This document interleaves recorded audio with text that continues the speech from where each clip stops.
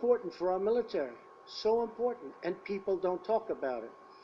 When it comes to defending America, it is not enough to merely have an American presence in space.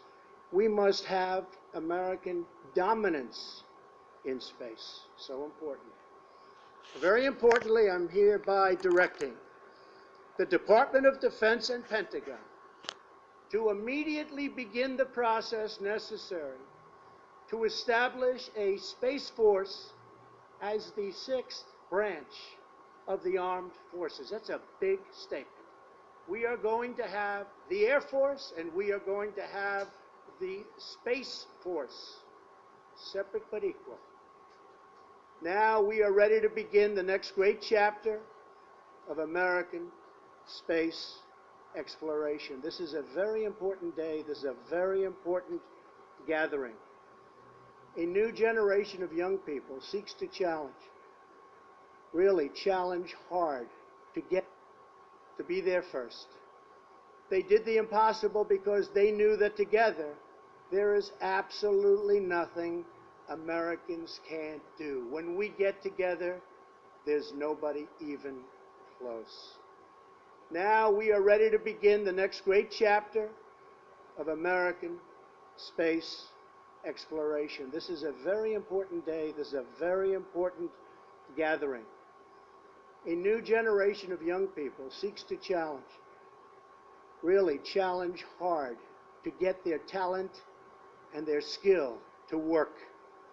And now we're giving them a forum and a platform from which they can put that genius to work. The ambition of a scientist and the courage of a true, brilliant, tough warrior. They bounded fearlessly into the unknown to be there first, be built. Two previous administrations tried and failed to develop a system to deal with congested conditions in orbit. We are finally going to get it done. It's going to happen fast. 1 year from now, our nation will mark an important milestone in human history. Half a century since Americans first stepped off the Eagle and onto the moon. That was a big day, right? In that magnificent moment, the American astronaut embodied the incredible spirit of America, the confidence of a cowboy, the skill of a fighter pilot, the ambition of a scientist, and the courage of a true, brilliant, tough warrior.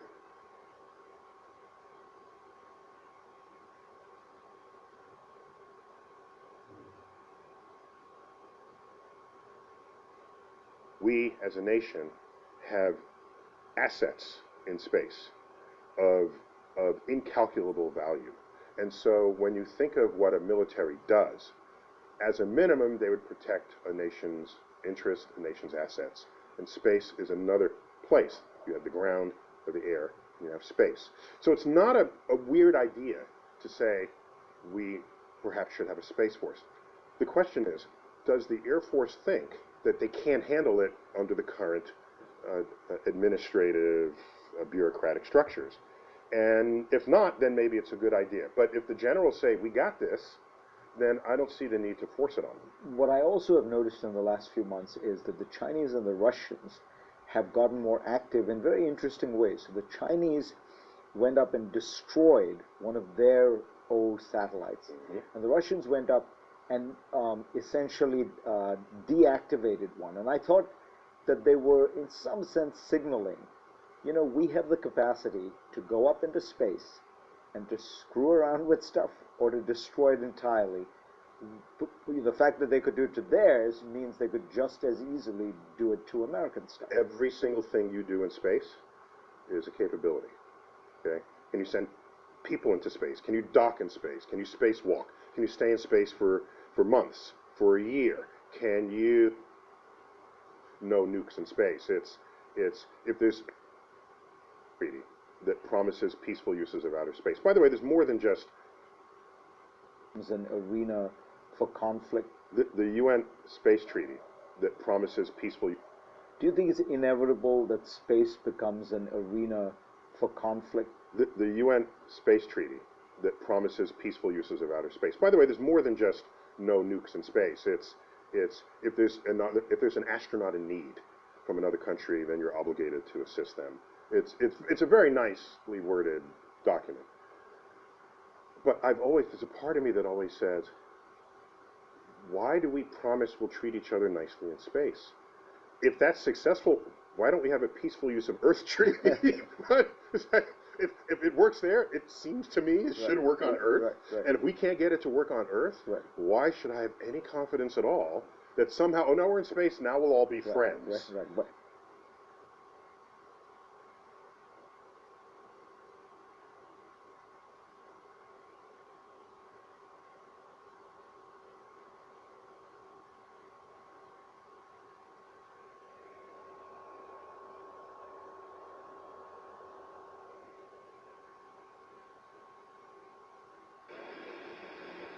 Copy that.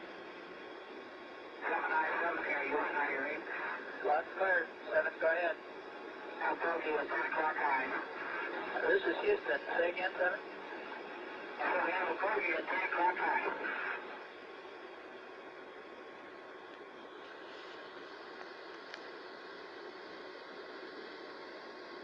We have an unidentified flying object.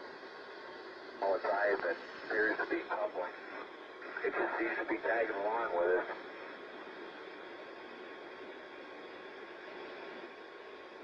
Unidentified flying object. All advised. An unidentified flying object. An unidentified flying object. All advised that appears to be public. It just seems to be tagging along with us.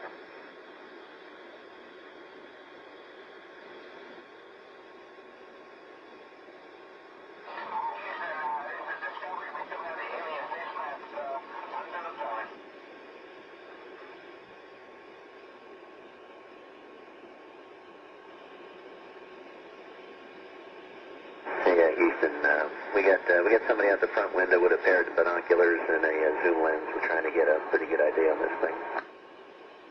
And we copy that.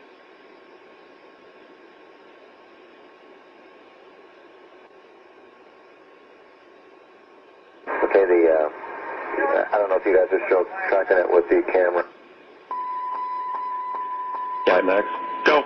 We just lost tire pressure on left outboard and left inboard, both tires. FYI, I've just lost 4 separate temperature transducers. Hey, Houston, we got somebody out the front window with a pair of binoculars and a zoom lens. We're trying to get a pretty good idea on this thing. And we copy that.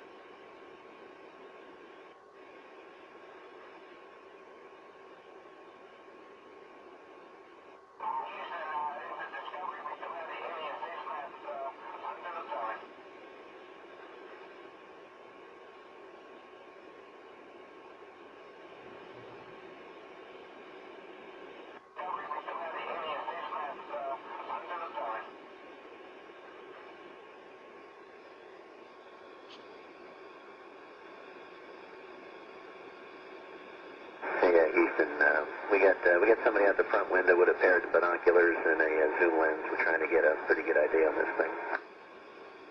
And we copy that.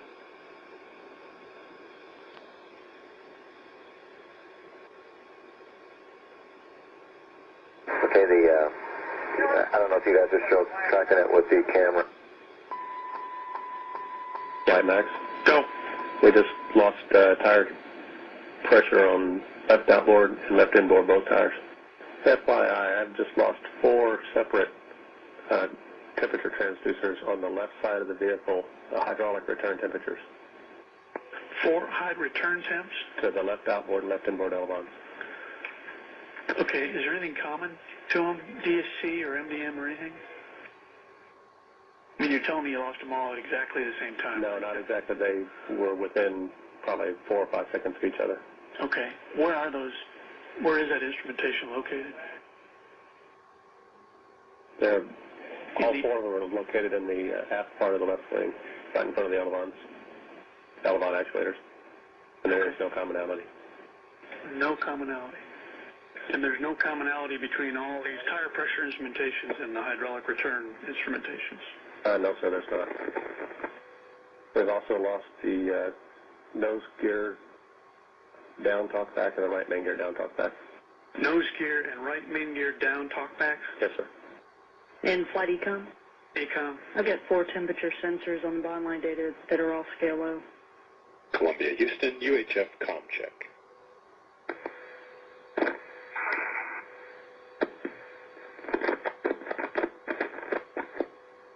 Columbia, Houston, UHF comm check.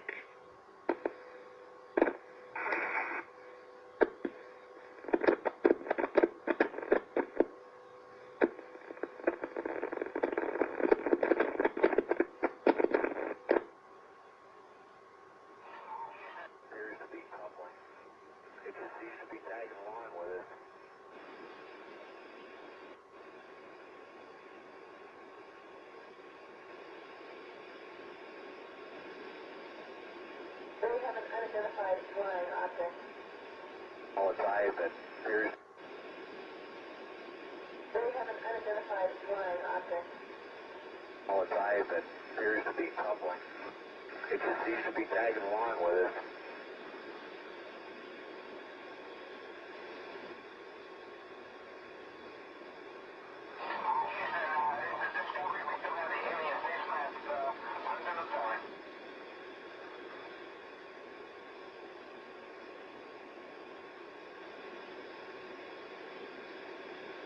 Yeah, Houston, we got somebody out the front window with a pair of binoculars and a zoom lens. We're trying to get a pretty good idea on this thing.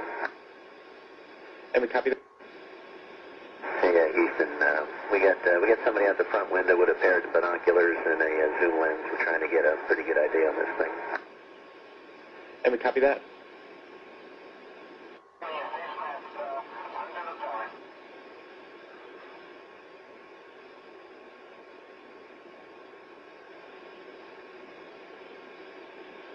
Yeah, Houston, we got somebody out the front window with a pair of binoculars and a zoom lens. We're trying to get a pretty good idea on this thing.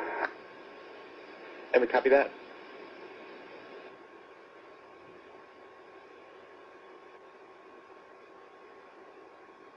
Okay, I don't know if you guys are tracking it with the camera. Flight Max. Go.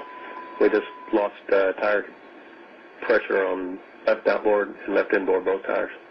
FYI, I've just lost 4 separate temperature transducers on the left side of the vehicle, hydraulic return temperatures. 4 high return temps. To the left outboard and left inboard elevons. Air pressure instrumentations and the hydraulic return instrumentations. No, sir, there's not. And flight econ? ACOM. I've got 4 temperature sensors on the bottom line data that are all scale low. Comm check. Columbia, Houston, UHF comm check. Columbia, Houston, UHF comm check. Columbia, Houston, UHF comm check.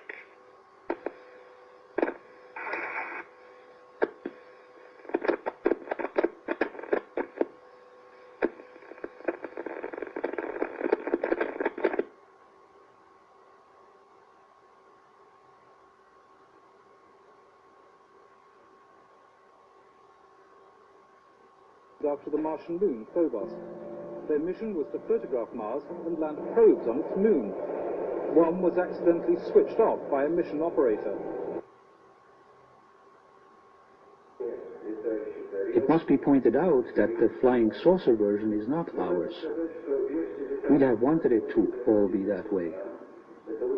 Actually, at first we were saying that there was no flying saucer, that surely all that we saw could be explained in understandable, natural and physical terms.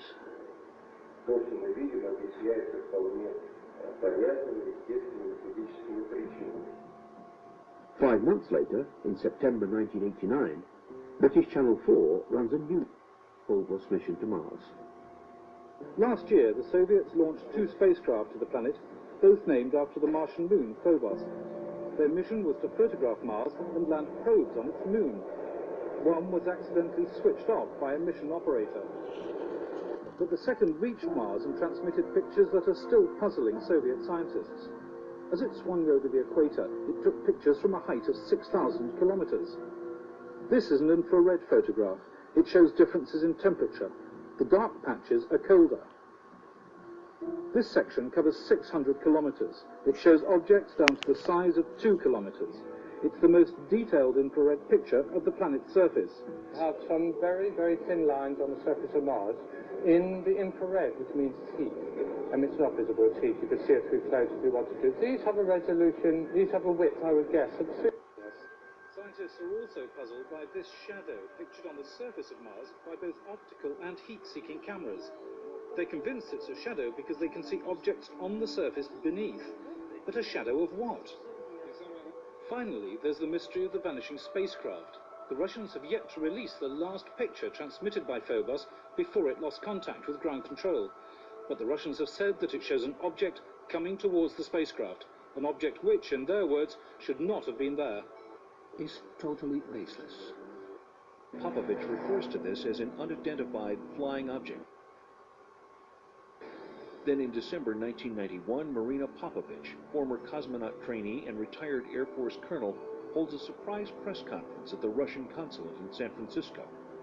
She unearths the mysterious last photograph taken by Phobos. There is a strange shape in the foreground.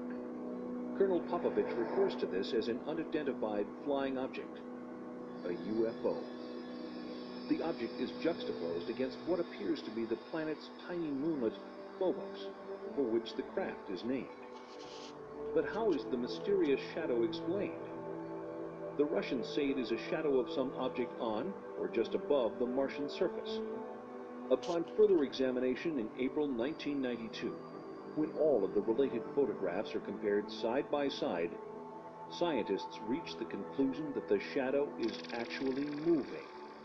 If Mars was indeed the site of a space base in antiquity, could the failure of these Soviet space missions be attributed to some sort of alien intervention? Could the ancient space base have been reactivated?